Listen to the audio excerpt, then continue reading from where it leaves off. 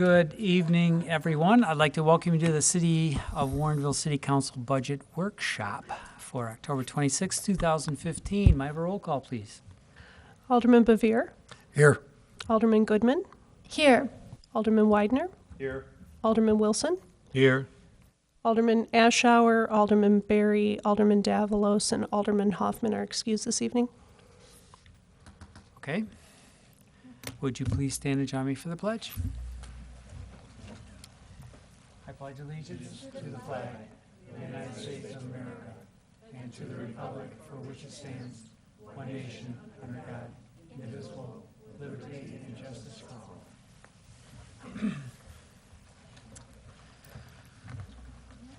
Okay, I do not see any slips for citizens' comments, so I assume there aren't any. We're going to get right into it. This is the beginning of our budget process for the coming year. It is meant to give us an idea of what's coming and how some of our budget decisions are based on what the council has done in the past and has determined to be our priorities. We are going to get information on the current financial situation for the city, and we're going to see what the calendar is going to be for the coming budget timeline. So we'll start off with fiscal year 2017 budget planning and overview by our Finance Director, Kevin Dahlstrand. Good evening, Kevin. Thank you, Mr. Mayor. I'll give you a brief update on our timeline for the preparation of the 2017 budget.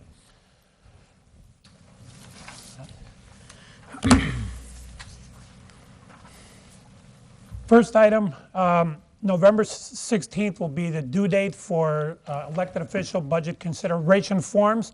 We'll be discussing those in a little more detail in item 4 tonight on the agenda, but those will be due to me November 16th.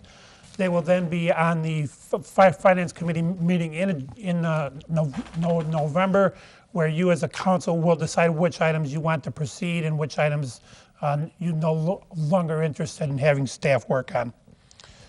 November 21st, the departments will have their preliminary budget requests into me.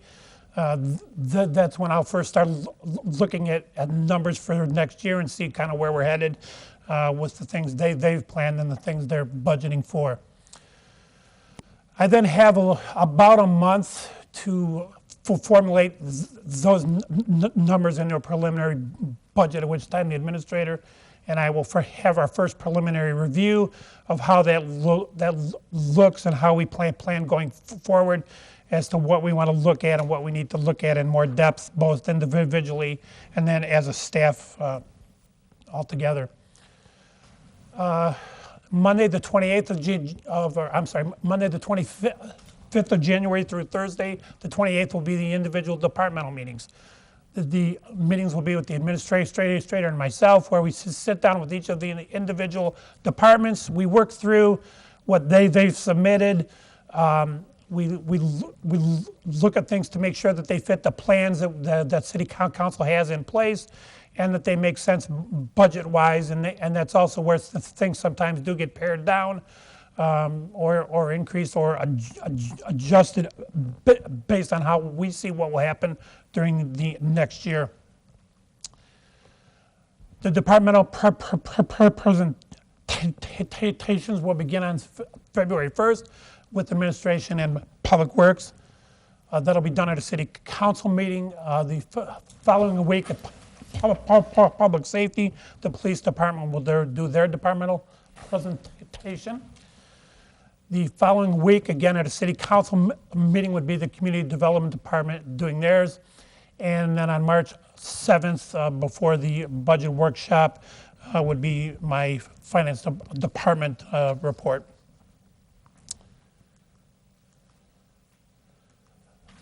February 29th is the target date to have the budget available, the preliminary budget available for you to review, as well as online. And then we also do have a copy of that we place at the library for any residents who are interested in that preliminary budget.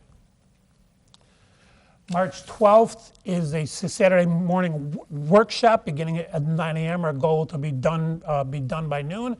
That is a comprehensive budget workshop. We'll look at revenues, expenditures, fund balances, and all the plans that are in place all at one time, so there's no disconnect between each of those items.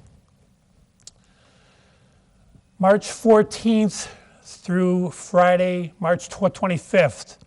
That's the time for you as elected officials to meet with the administrator and myself to go over in depth anything that you might want to discuss that wasn't quite suitable to a large meeting setting. There might be more in-depth things you'd want to know than kind of works at a huge meeting, more individualized Q&A that we can respond to anything that you have to ask at that point. And those are optional. You're under no requirement to do those, but they are available. And you need to contact the administration department, ALMA, to schedule any of those appointments with us. April 4th would be our first reading and public hearing on the proposed budget.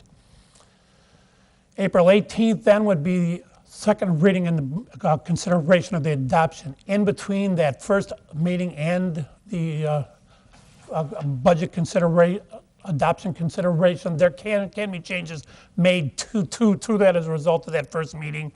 And then those will be finalized in time for that meeting on the 18th. And finally, April 29th would be the day that the finalized budget would be available, both hard copy and online for all of you with all of the final numbers as you've adopted them. All right, any questions for Kevin? Alderman Goodman. Yeah, my one question on the scheduling is, several of the departments will be presenting before the budget is made available, and then another department will be making its departmental presentation after the budget is available. That doesn't really seem optimal. The only one that's doing after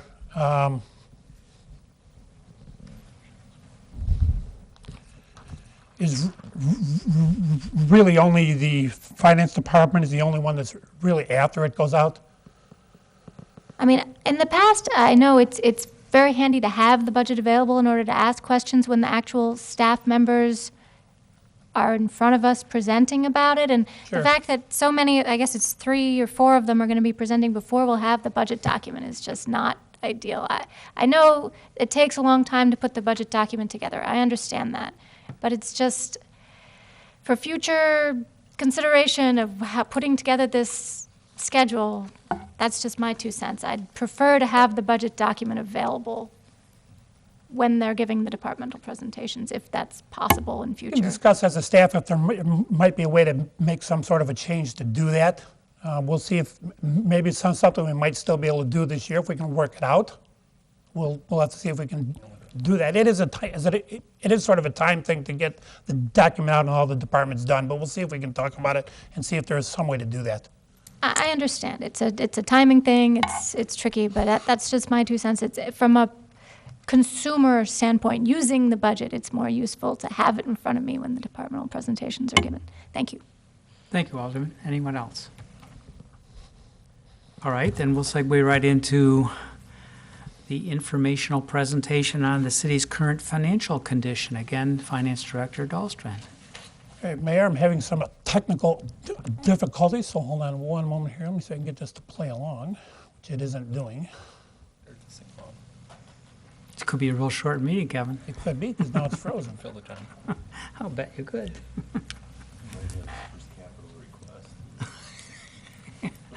Yes.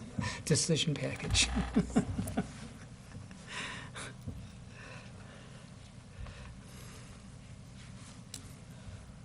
we go. All right, worked well when I rehearsed it, now it's not working. Okay, here we go. I think we're okay now. The general fund overall, and I'm looking right now at the end of fiscal 2015. In your mail boxes today, Alderman, you received a copy of our comprehensive annual financial report. That will be presented next Monday night. We are not going to go into any huge detail on that tonight. It'll be presented by our auditors next Monday night. We wanted to make sure that you did have that ahead of time and did have some time to review that before next week. I will hit on a few of the important numbers that you will see in that report, however. The general fund remains fiscally strong at the end of the year.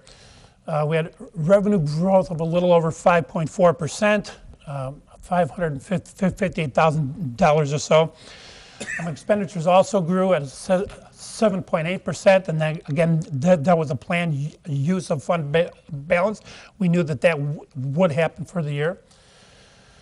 Fund balance also grew by 5.38%, a little over $344,000. Of that $344,000, only $115,000 of that was from actual operations. The remaining 200 or so was from the interfund transfers that we make from other funds, like the hotel motel fund to support the general fund. And as we prepare the 2017 budget as a staff, we will be revisiting the need to make those transfers if they're not actually required, and that there may be other places within our funds that might make a better use of those transfers. On this, the blue line here represents our actual fund balance, a little over $6.7 million. The red line is the 25% requirement that you all have set in place. The gap between is the excess fund balance, which again, we'll be looking at ways to minimize that and actually reduce that. One of the ways we discussed before was potential additional transfers, not going into this fund, but going to other funds that may need some support.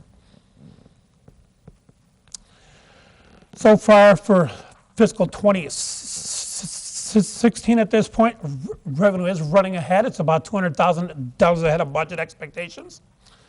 Sales tax is up about 16%. It's averaging just under $24,000 more per month than it was a year ago. So far, we received only three months of revenue, and that is due to the time lag when the state collects and then remits to us. There is no holdup in that. That's just their normal pattern of doing business with that. Home rule is actually down 3.5%, and it's on a little bit of a roller coaster right now. There's been, we've received 3 remittances. 2 of them have been down, 1 has been up. So right now it's a little hard to predict exactly where that's going to be when we end the year. As we collect more and more data, we'll get a better handle on where that will be. Sales use tax is administered by the state. As I indicated in a recent weekly report, we are not receiving that right now. The state is holding up all remittances of that to us.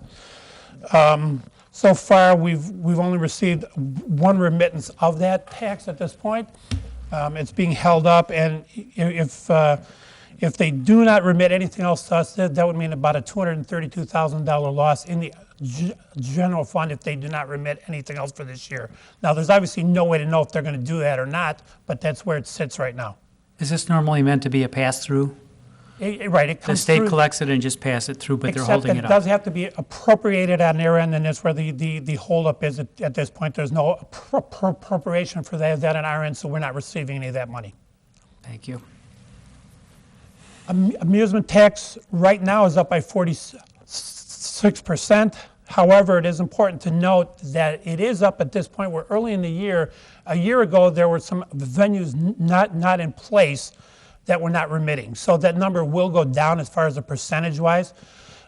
We've added, main event was not in place and didn't open until September of 2014. So it's artificially high right now, and we're doing some comparison, trying to compare what was there before to where it is now, and we'll reflect that in our next financial report.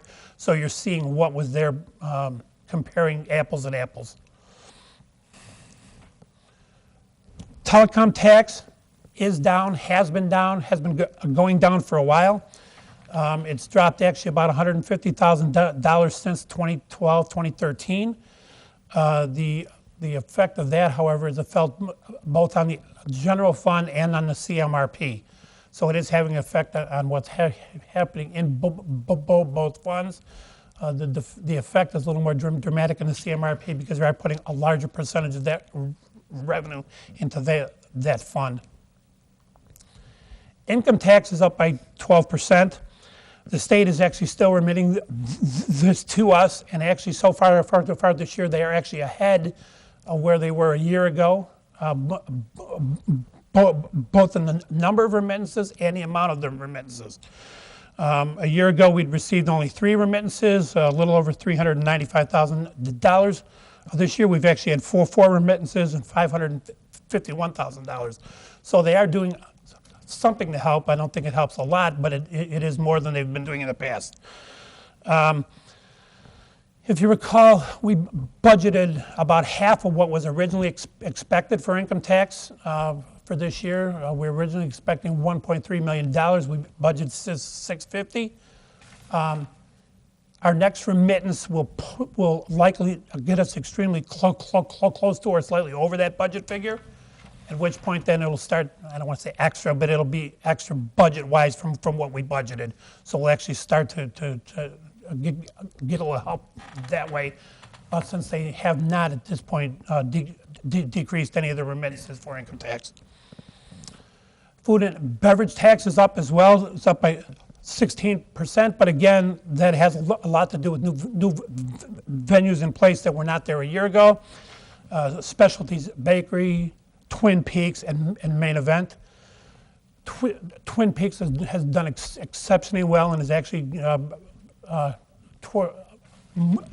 moving toward becoming our #1 remitter at this point. That had held for quite a while by another restaurant, but they're already moving way up the charts, both dollar-wise and monthly average. On the expenditure side, we're running well short of budget, a little over $500,000 short, but there are some important reasons to remember why that's occurring. One is we have 2 collective bargaining agreements that are still open. The employees represented by that are about 40% of our employees. So those are still open and still not resolved. We've gotten a little bit of help on the wage side by department vacancies in the police department. It's not really how you want to get help budget-wise, but it is what's occurring. And a lot of those, or a number of those have been very current to now, so we haven't seen the full effect on what those vacancies may mean on such things as overtime, and we'll start to see those as that occurs more frequently, or more currently. And also then there are some decision packages, about $150,000 worth, that you are still determining how we're going to proceed with those, and even if we will proceed with those. So that's also had an effect on how that fund is operating at this point. So those are a number of things that our shortage right now, or our positive expenditure experience here, might change as some of these things get resolved and settled. Motor fuel tax for fiscal 15, that revenue grew by 14.5%, and it included additional capital funding we received from the state. It was about $58,000 more than we'd received at previous year. For 15, we received $116,000 in additional capital funding from the state, in addition to our regular monthly allotments. Expenditures fell 19% as well. Again, that was planned. Fund balance grew 26%. Currently for 2016, our monthly allotments are also being withheld by the state. Again, it's one of those things that's not appropriated by the state. They're not remitting those to us. If no more remittances are received for this year, we would be about $265,000 short of budget. That's not a huge concern at this point, because there is enough fund balance within that fund to easily sustain all the expenditures for this year. I will point out that fiscal 15 ended with a fund balance of almost $800,000 in that fund. However, 250,000 of that is due to the state that they have not seen fit to bill us for the Batavia Road project, which finished up about 3 years ago. So, you know, they're still not billing us for that, so we will owe them that at some point.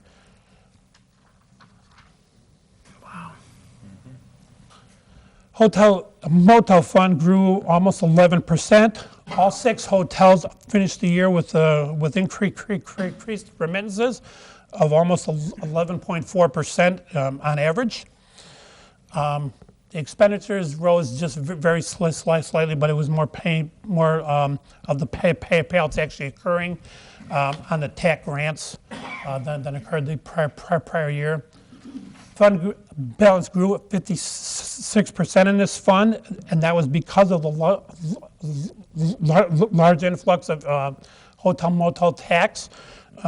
It actually exceeded budget by about $85,000 for the year, which is far more than we planned. But they again, it all went to all 6 hotels with their increased remittances. They far surpassed what we thought they would be doing at that point.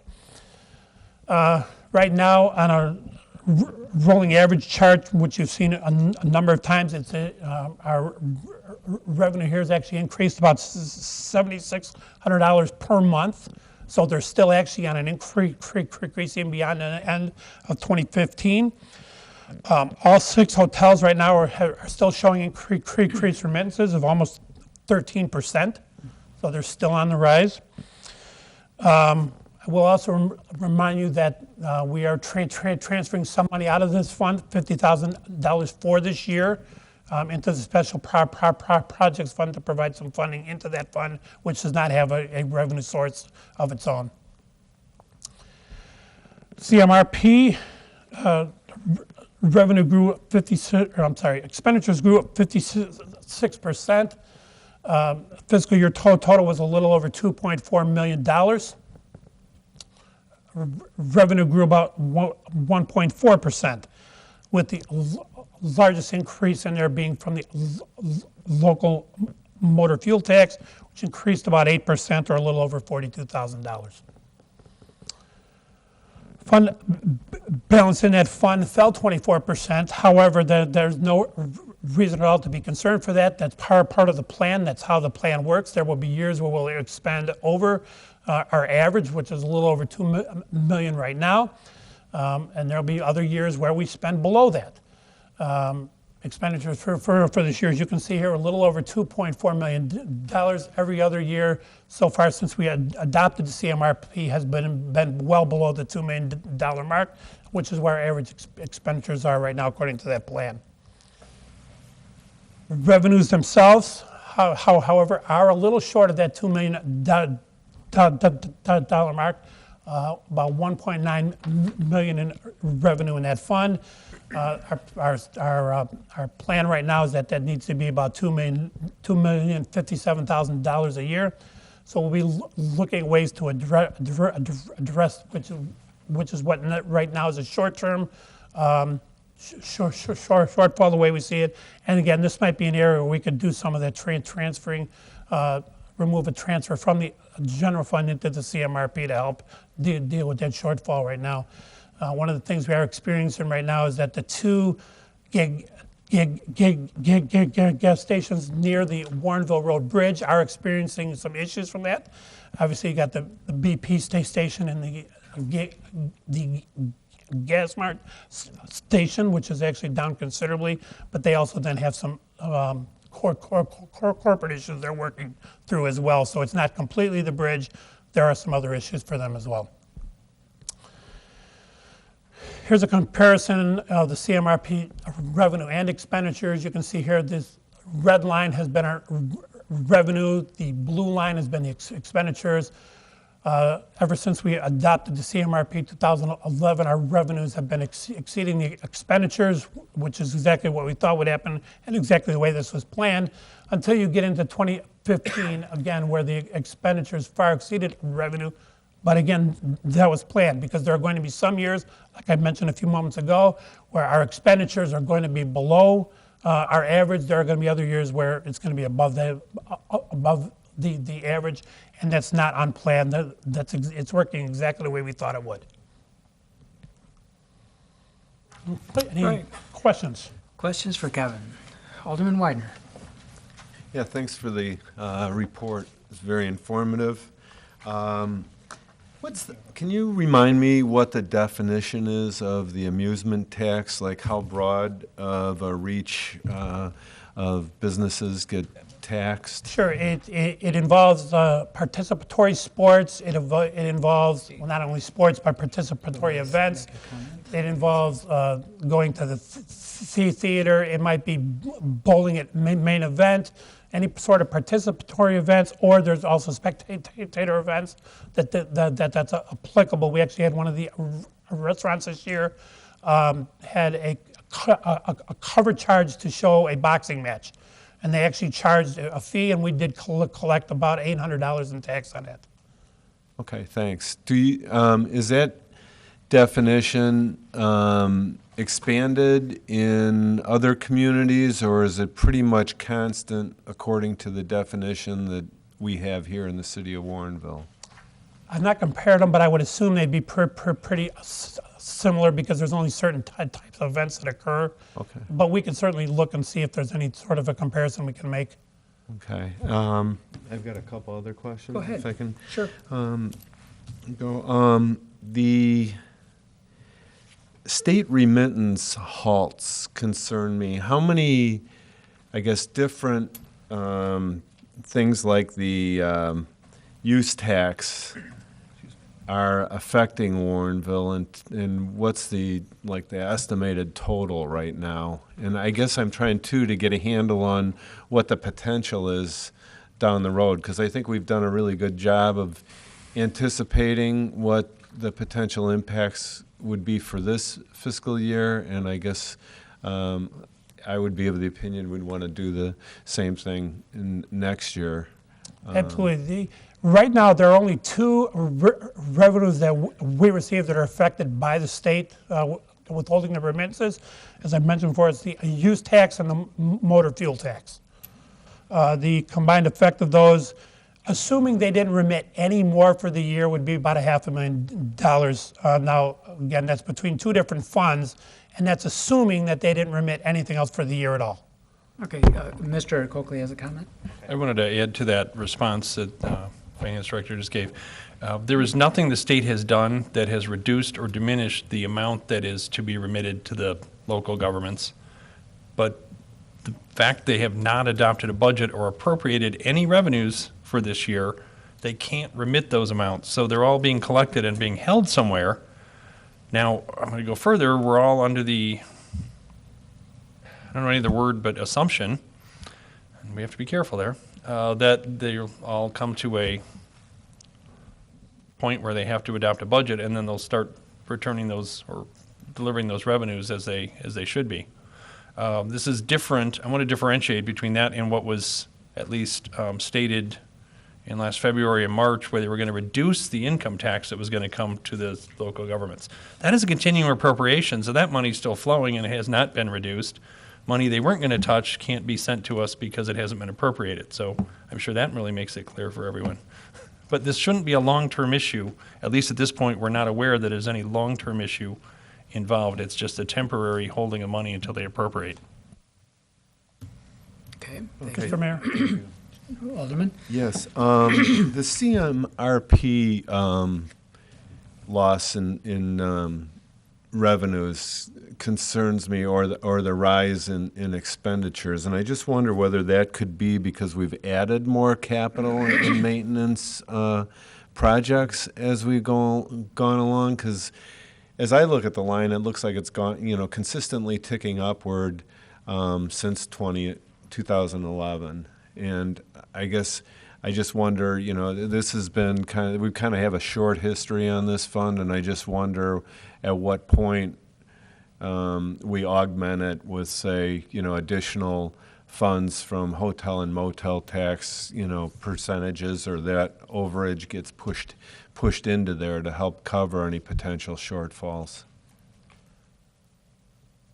Okay, Alderman, I'm less concerned about the expenditure side than I am a little bit on the revenue side. The expenditure side is doing pretty much what we thought it would do. There's going to, I've said now twice, and I don't want to repeat myself, but it's important to the plan itself. We knew when we adopted this that there were going to be years where we were going to be under the average expenditures. We knew there were going to be years where we were going to be over.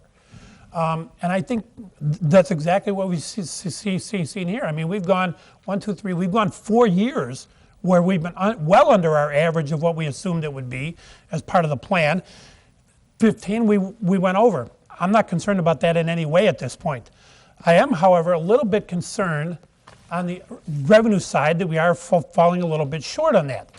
And again, that goes to two areas of concern that I have, we talked about before, are the decline in revenue in the telecom tax, which has been on a steady slide for a while, and also on the amusement tax side of this. That continued to slide until very recently now with main event online and actually remitting.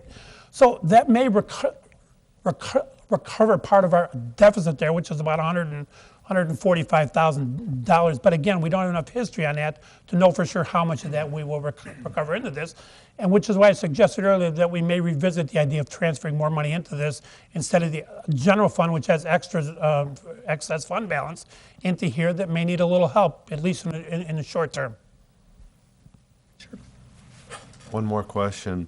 With the hotel motel tax fund, seeming to grow in leaps and bounds, that revenue that comes into that fund balance, is it apportioned out by percentages so that the fund balance for some of the special events, their budget would kind of grow, and also the other areas where the hotel and motel tax fund is allocated, those percentages would rise too, or what happens to that, I guess, the increase? At this point, we've had no direction to change any of those allocations. At this point, it strictly goes into fund balance. And like we did for this year when we started to add money into the special projects fund, that might be another thing we can consider as we go ahead. Instead of moving 50,000, maybe we move 150,000.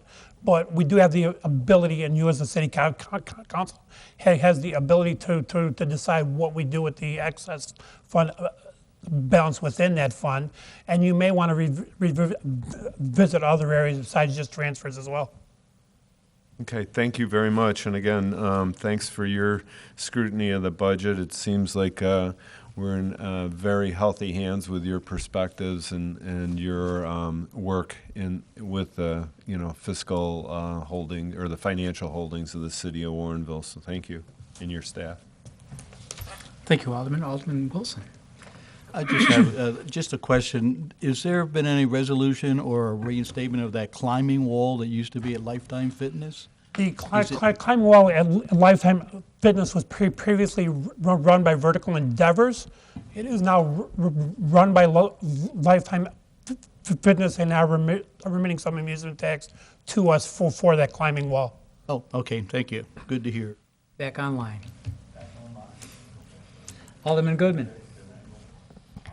Okay, so 2 questions. The hotel motel tax is, the fund balance is up 56%. All of this is just the monthly average remittances. Yeah, I'm just showing the monthly average. What's the absolute number? How much is the fund balance? Do you know, or roughly? Let me see if I remember that number. Just to give us an idea, because, $70,000 a month, that's been adding up. And I know we transfer out $100,000 from time to time and $200,000 for certain things. So I'm just trying to figure out where we might be at right now. I want to say, you know what? I don't remember offhand. I'm sorry. I skips in my mind what it is. I want to say in the $700,000-$800,000 range, but I might be off a little bit because it has been growing. Yeah. Okay. Wow. $800,000. Okay. Secondly, on the sales tax thing, Yes. Did that car dealership ever open and We do have Ultimo Motors in town. start They are remitting? remitting sales tax. It's not performing, I don't think, as well as he anticipated originally, but it isn't doing poorly. And unfortunately, I can't share the specific numbers because of our reciprocal agreement we have with the state, but they are doing fairly well, although I would say not quite as well as he maybe thought originally. Okay, so is that in any way related to our sales tax being up, or is that just because the remittances have been coming in? The sooner? remittances from the state have been higher, and I'm waiting on some more data now from the state, so I can actually sort of determine where that's coming specifically from. Because again, with our reciprocal agreement, I'm able to see some detailed information, and I want to do some comparison to see exactly where that's from. Right. I mean, anecdotally, I've heard fantastic stories about how well the Target is doing, but I mean, it's all It's by far our highest remitter. right. And anecdotally, from people who've worked there, I've heard it's the 10th busiest Target in the country, and I just thought that was amazing. And that if they're doing so well, and maybe that might account for part of the reason our sales tax is up. I know they had that big issue with the Target.com customer information that was stolen a couple of Christmases ago, and Target wasn't doing so well nationwide, and then Does not maybe seem to they're have had an bounding effect back. yet that I've been able to see. Okay. And then my last question has to do with the fund balance has gone up $340,000 for the general fund. And you said $100,000 of that is from operations and $200,000 from interfund transfers. Do you mean that there are $200,000 more going into the general fund from interfund transfers than last year, or more than we budgeted? What I mean is, the point I was trying to make, which I must have missed on here a little bit, of the $344,000 in fund balance that we added for the end of fiscal 15, 200,000 of that was strictly from transfers from other funds.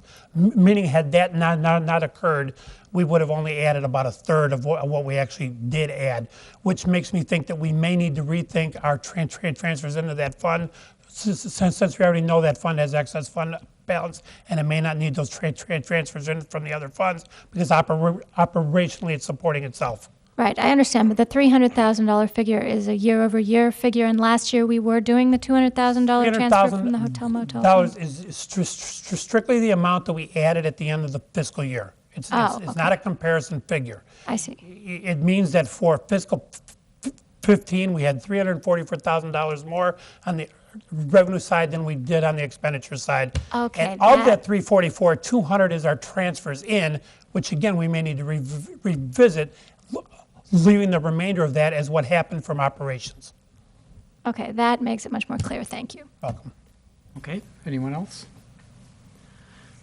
Alderman Bevere.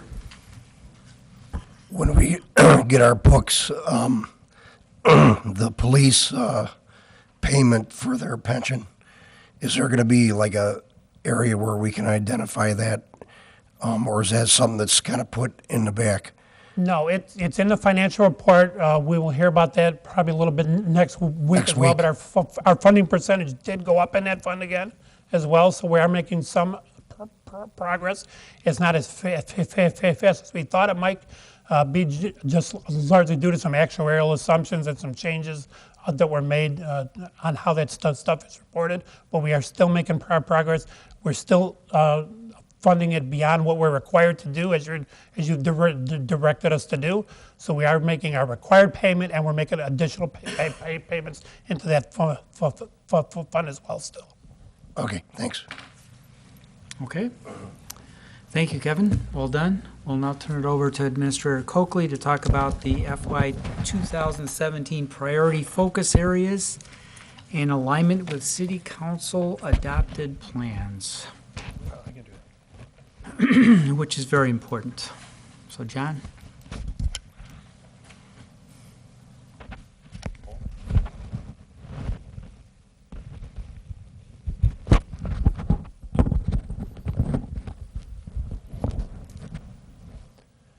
Okay, we'll get this, get the new slides. I'm assuming you can hear me?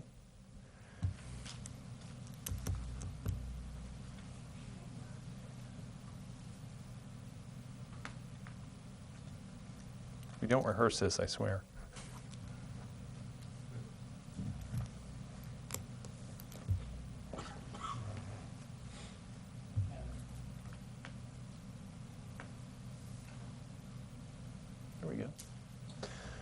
Thank you, Kevin.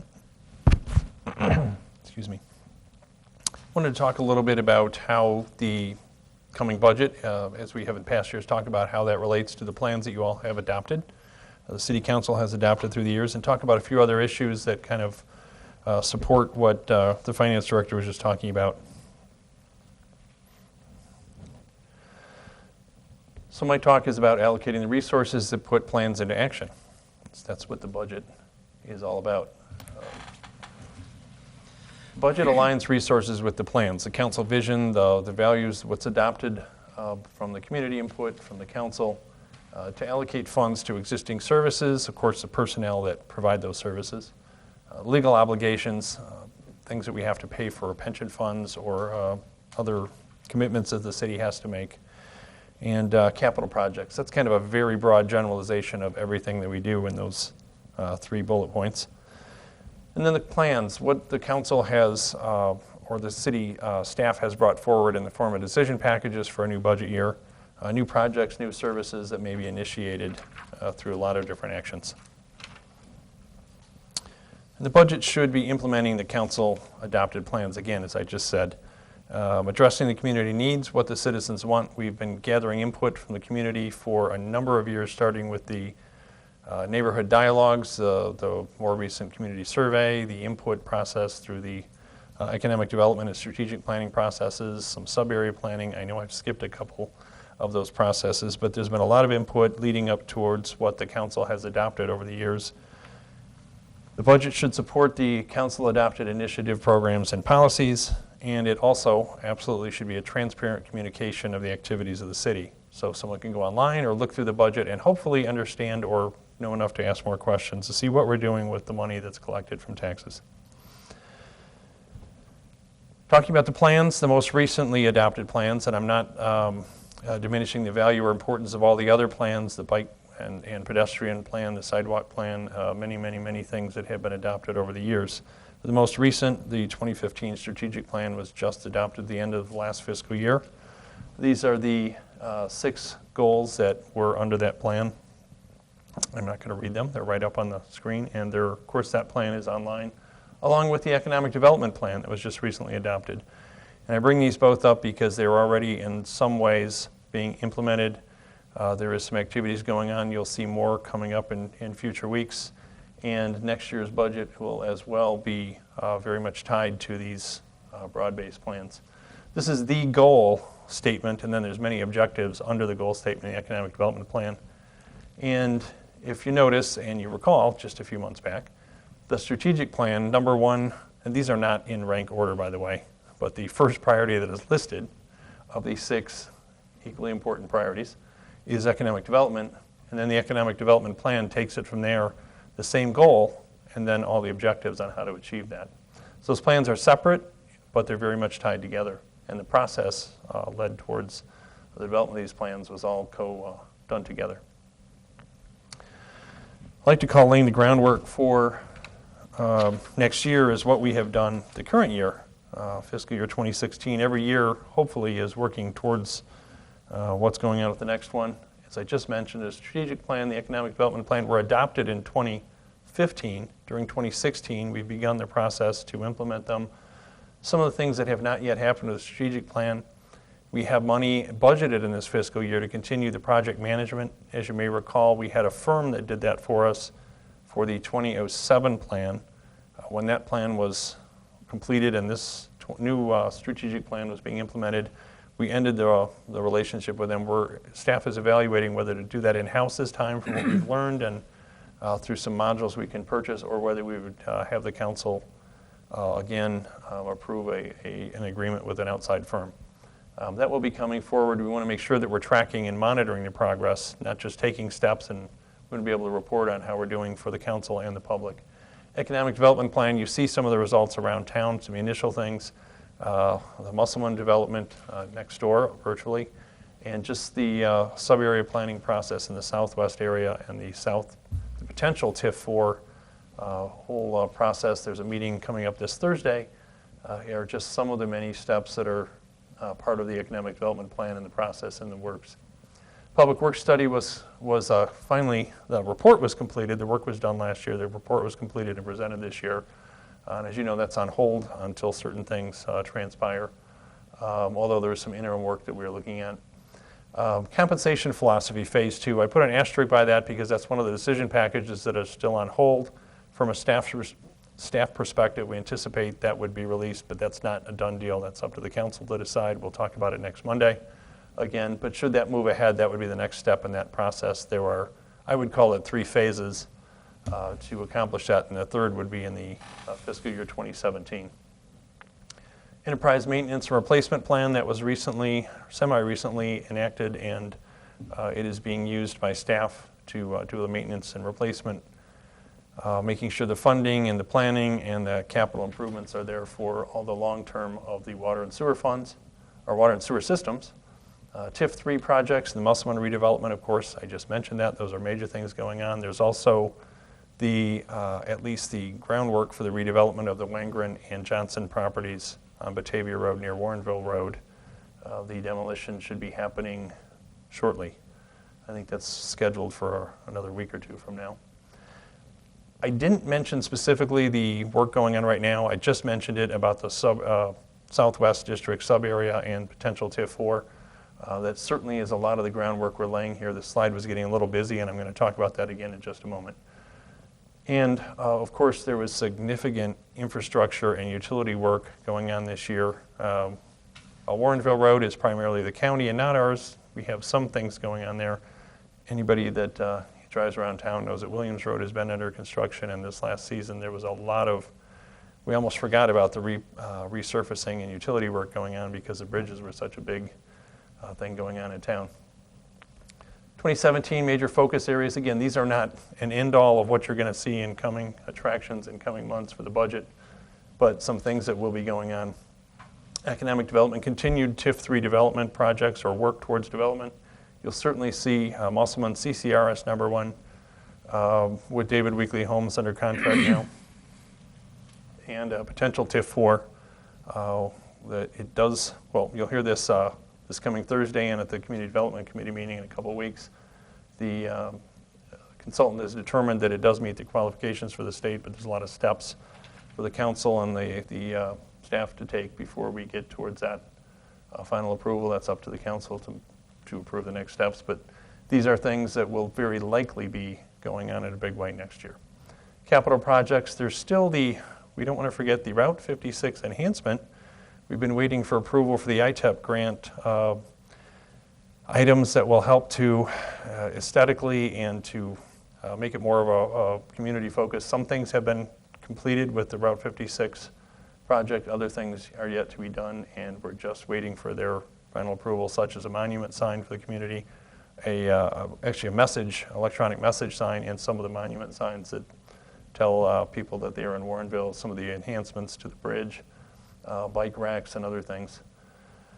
Personnel, we're not planning any major personnel activities, but as I mentioned, there's still a compensation philosophy and planning that is only partially completed. The groundwork has been done, but there's more steps to be done going forward so that we can have a plan with the hopes that we will have much more competitive compensation in the future, both not necessarily paying higher, but make sure we're paying in a fair and equitable way that is sustainable. Future planning challenges. This is always I think, more exciting because they take a lot more work. Utility extensions to difficult areas. About a decade ago, a little more than that, the council directed that the staff work with some resources that we were fortunate to receive through the Cantera development to help extend utilities to all the areas in the community that were not currently served at that time.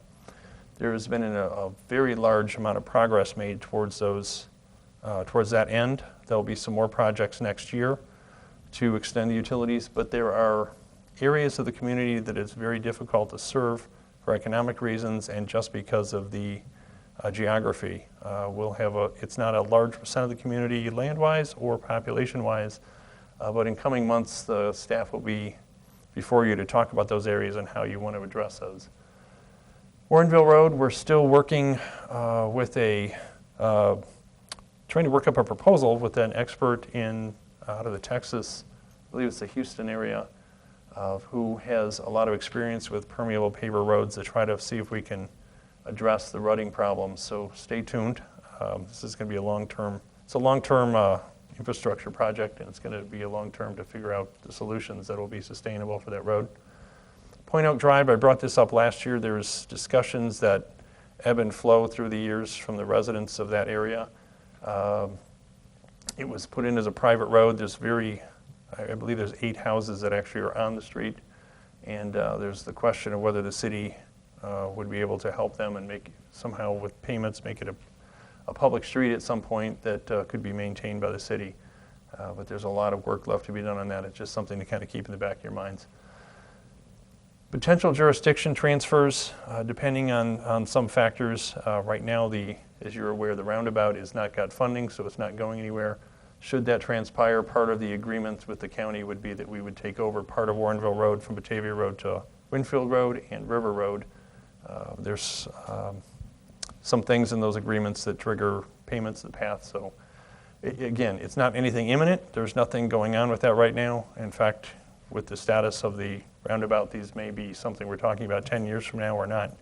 But they are large things that may involve a lot of conversation in the future. And then again, just the ITEP grants for the Route 56 enhancement. The challenge isn't designing and planning what should go in. That's been done, and we have a very good idea what should go in there. The challenge is getting response from the state on our plans that have been submitted, and I believe it's about probably a 2-year time frame. We've been waiting. They'll send back comments. We send back a response and wait for a very long time to get comments back. So I just want to keep those on everybody's radar. These things may be coming back, but there's no, again, I'll say it another time, it's not an imminent or anything that's pending at the moment. You never see me stand up here these years without this. We just talked about fiscal issues with the state. The state has not addressed its fiscal issues, hasn't even adopted a budget this year. That's not news. If you've been paying any attention to the news, you heard they've been downgraded again. Moody's and Fitch rating services have downgraded the state's creditworthiness. That does affect local borrowing. We don't go out to the market to borrow that way, so it has not affected the city of Warrenville and won't in the foreseeable future unless we should have to go to bond market. But it does affect our other local governmental bodies in our area that do borrow money from time to time. There are the continuing threats, again, we just talked about, to state revenues. Income tax is still out there on the table, and of course they're holding up revenue right now because they haven't appropriated it. And there's always our favorite unfunded mandates. There's still some, despite not having a budget, they still, from time to time, send us something to do, and no money with it. And one of the biggest issues for the DuPage mayors and managers and the Illinois Municipal League has been addressing some of the issues with reform for local police and fire pensions. The state legislature has informed us over and over they will not pick that up until they have their own pension issues resolved, and that is about 4 or 5 years running now. So we try to keep it in front of them. That's something that long-term, because they set the benefits and the local entities and the participants pay the bills, needs to make sure is reined in a little bit. Federal challenges, this is a little bit more obtuse because it's not as close or defined as the state is. But any potential spending cuts, as we all know there's a federal deficit and they need to get their arms around those things. But any spending cuts will likely affect grants and programs that affect our area, our residents, and may have an impact on the local economy. There are some major federal institutions in the area, including right next door, Fermilab. Argonne's not far away. We have a lot of employees that work there. There's no current threats on the table. It's, again, something to be on the radar and watch for. You'll see in the news periodically something comes up with those, and usually it kind of goes on with the hoopla goes away and they continue to fund them. There's the cost of federal financial obligations. Again, they need to get some control on spending and revenues at the federal level. And then there's still the ramifications. This may turn out to be much ado about nothing, but there's still some unknowns about how the final impacts or implementation of the Affordable Care Act will affect the city.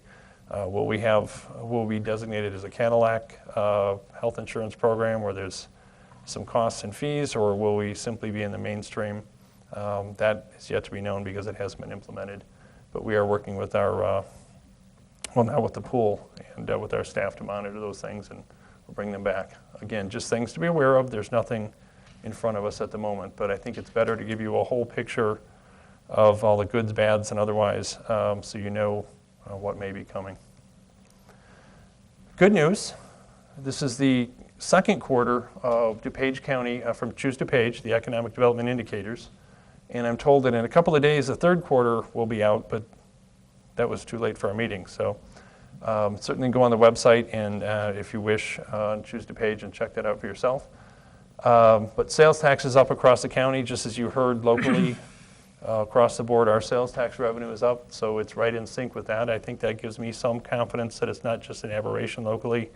People are returning to the stores and purchasing. Unemployment rate is down. That's good because working people have money to spend. And it's always good to have, there's less impact on social services and people are more self-sustaining.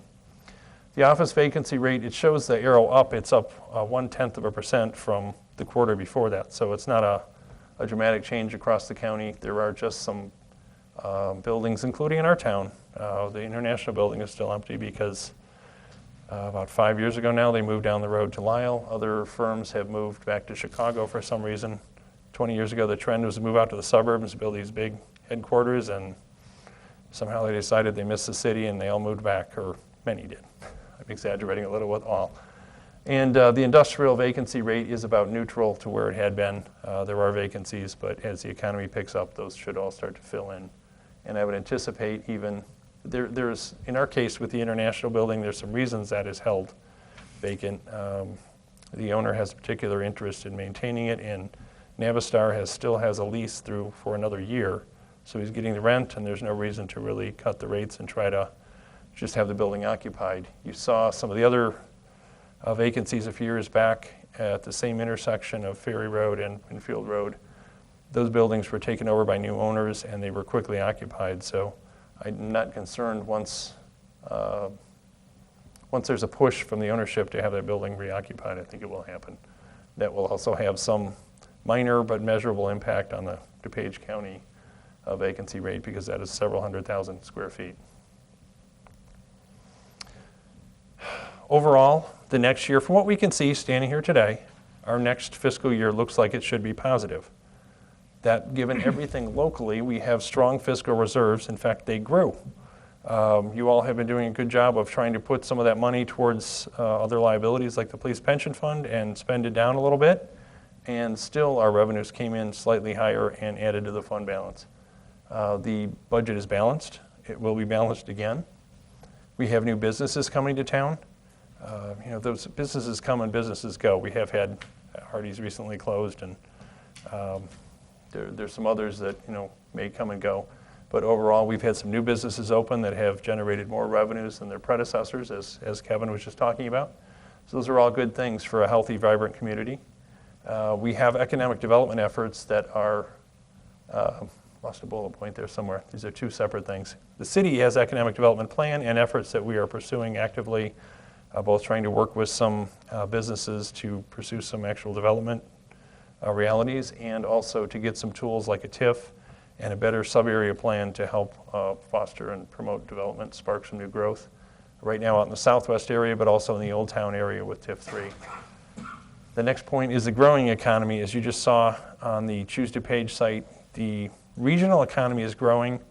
Nationally, the news that I hear is the economy is growing, but right down to our level, DuPage County, the economy is growing across the county, and our revenues are showing that our economy is growing locally as well.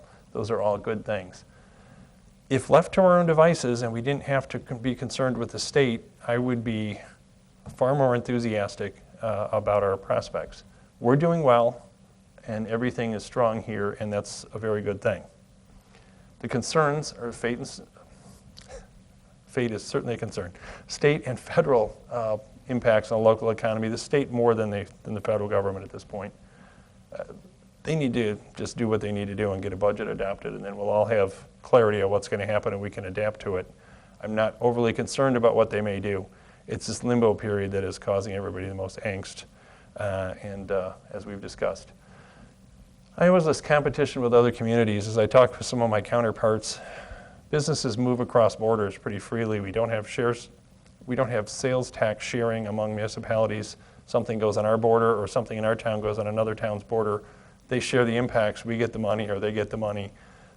Sometimes you see businesses being lured to other communities with incentives across the city borders, sometimes state borders, but sometimes just across communities or counties. We're always in some competition, and there's some big players out in our part of the county. So not a concern, but something we have to be cognizant of, as the Napervilles and Auroras and Wheatons and et cetera are certainly out to promote their own communities, and it's their role. We have to remain competitive as well. Concerns, not problems, but on total, again, fiscal 2017 from this date right now looking forward looks like it could be at least a positive year. Stop right there. Stop on that note, would you? Right at the right time. Thank you, John. Alderman Widener. Yeah, thanks for the report.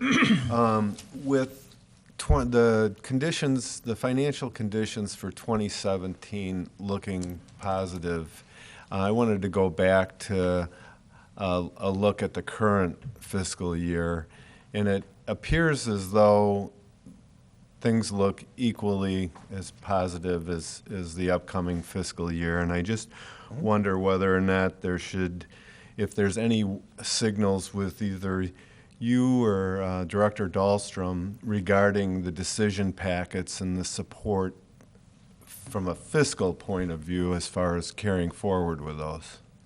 Let me start. I certainly think that's a very good point, and I realized last week you started to ask a question, Alderman, about some of the financial information. I realized the Finance Director and I are certainly privy to more information than you all have on a regular basis, so that's a good question, and I agree completely with what your statement was. From a fiscal condition, the city is doing fine.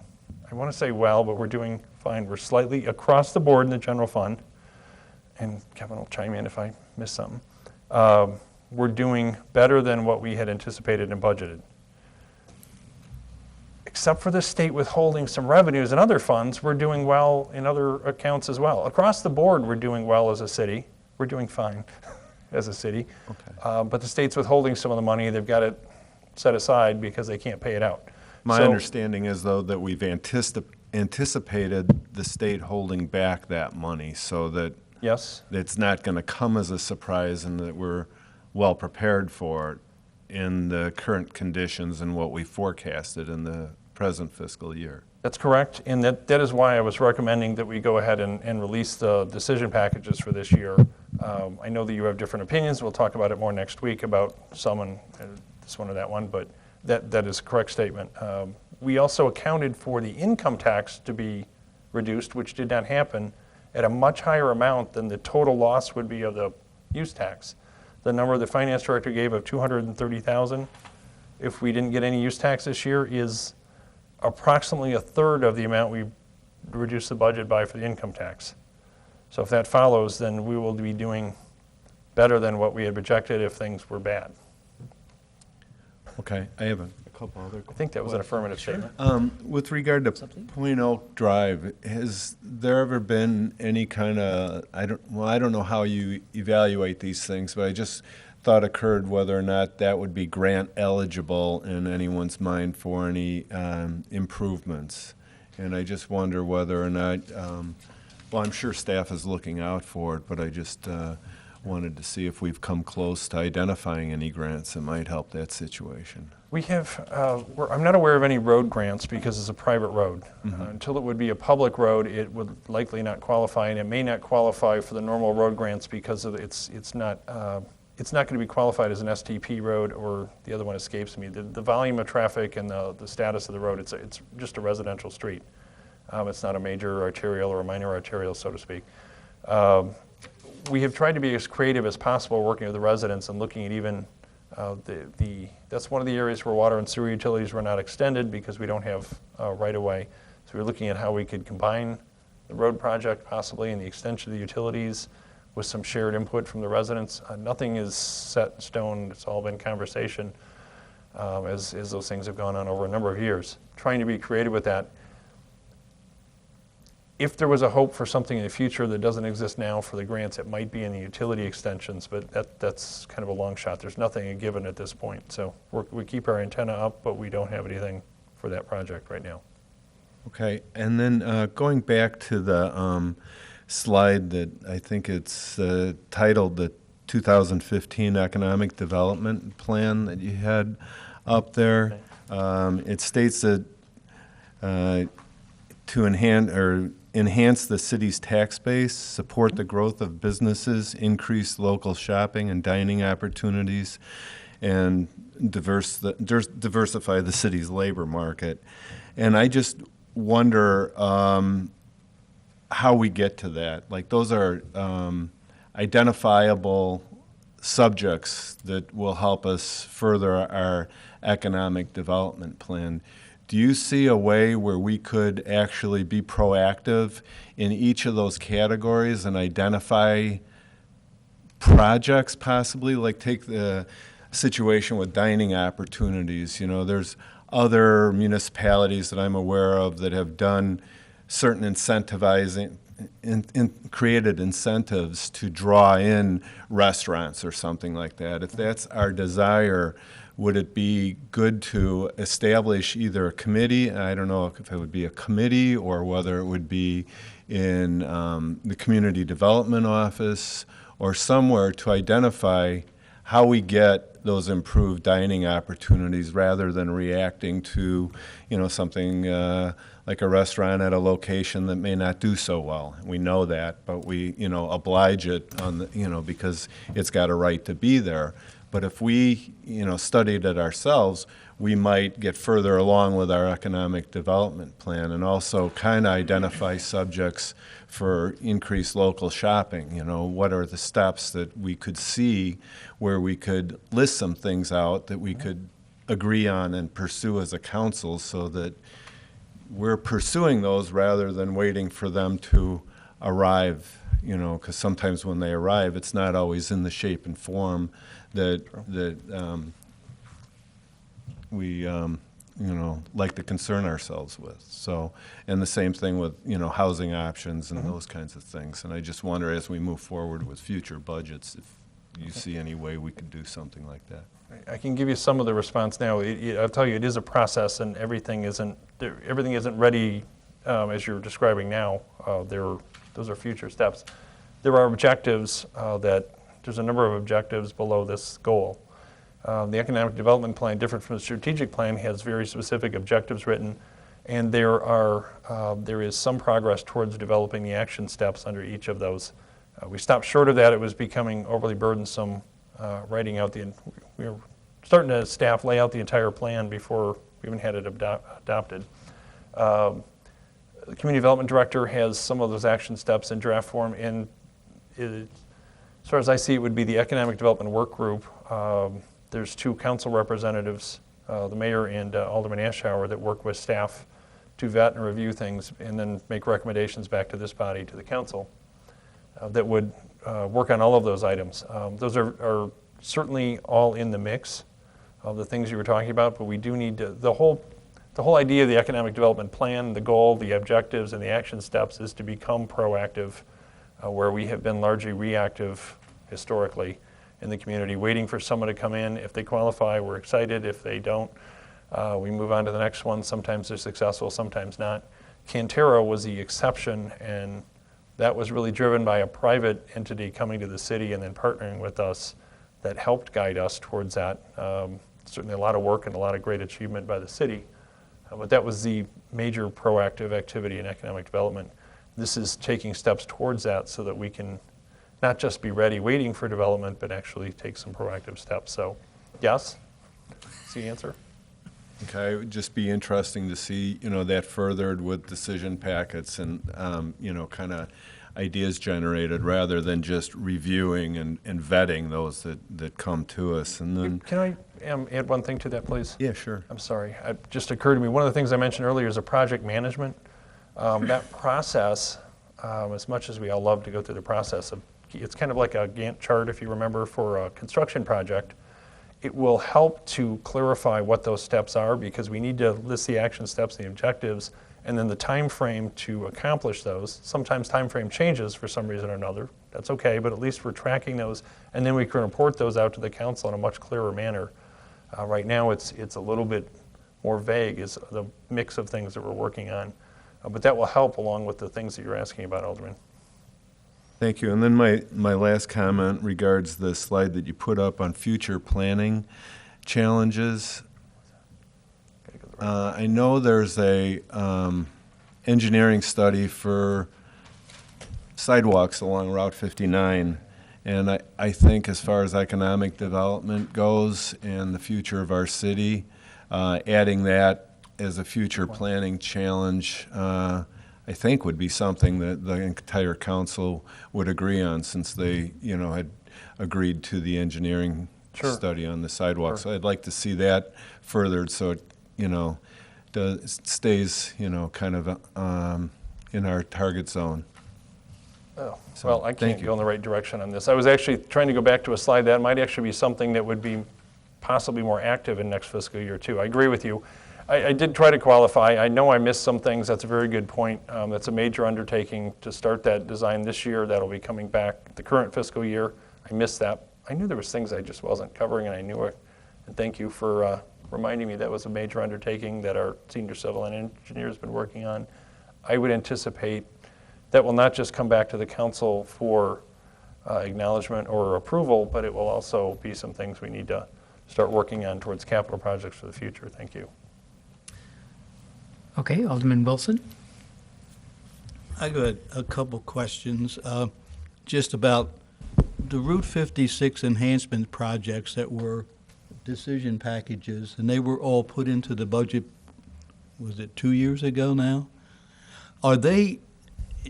They're still operating? Are those amounts of money, is there anything in the budget for those?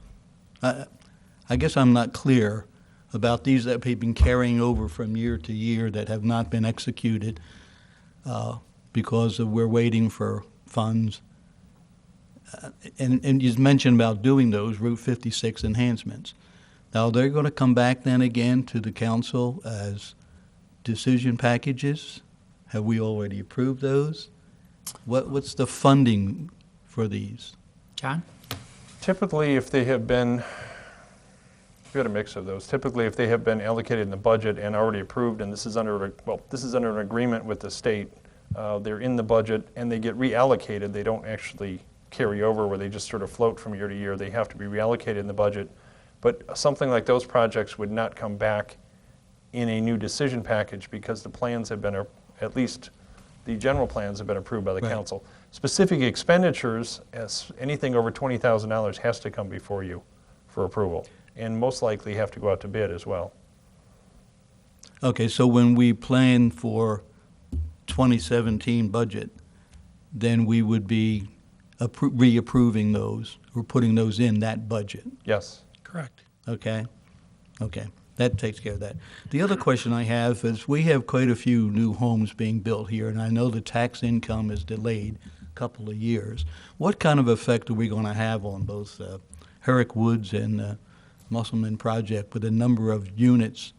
And what kind of a tax income can we expect from the property tax because of those projects?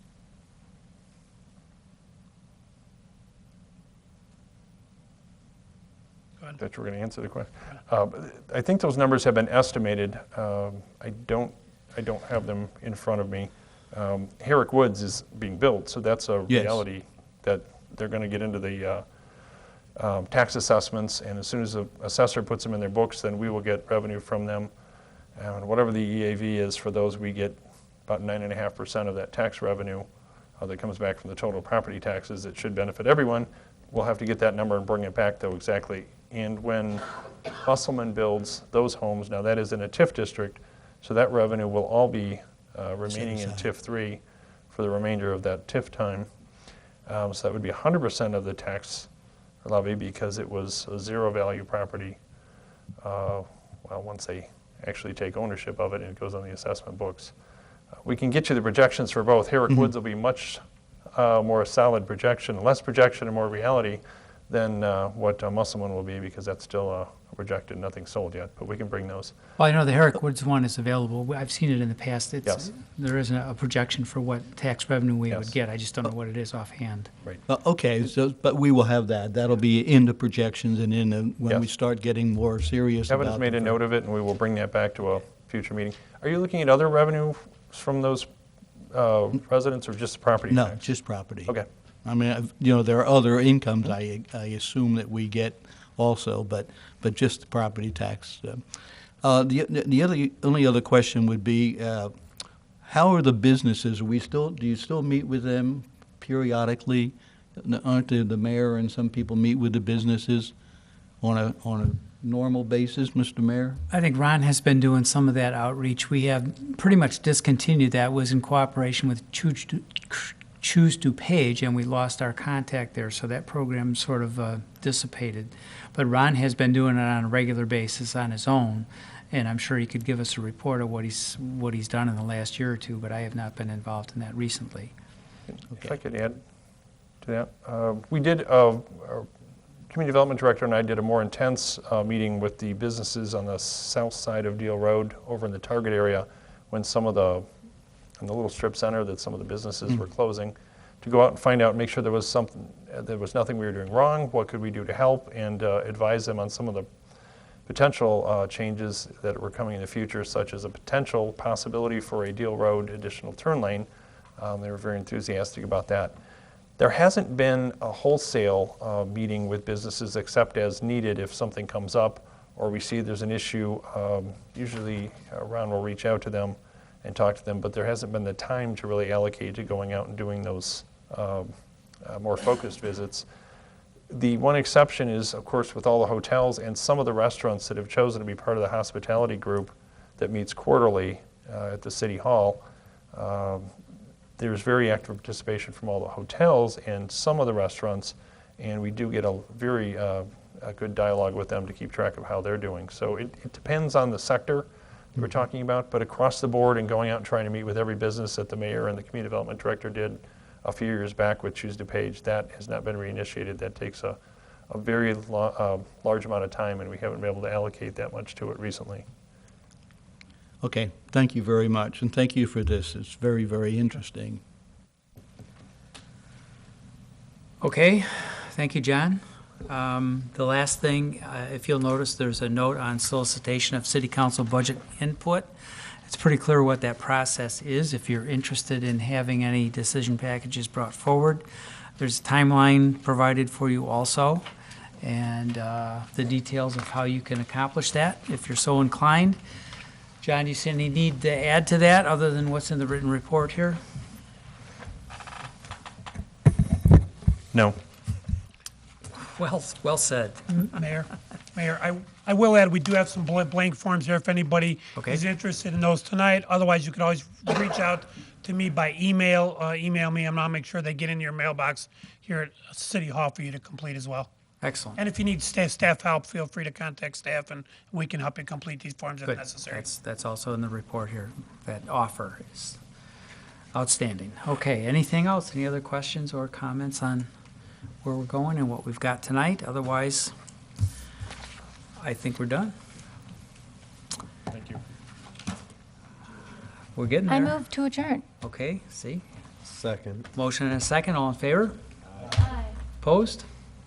We are adjourned. Thank you, everyone, for a very comprehensive report about what's been going on and what we can anticipate in the next months.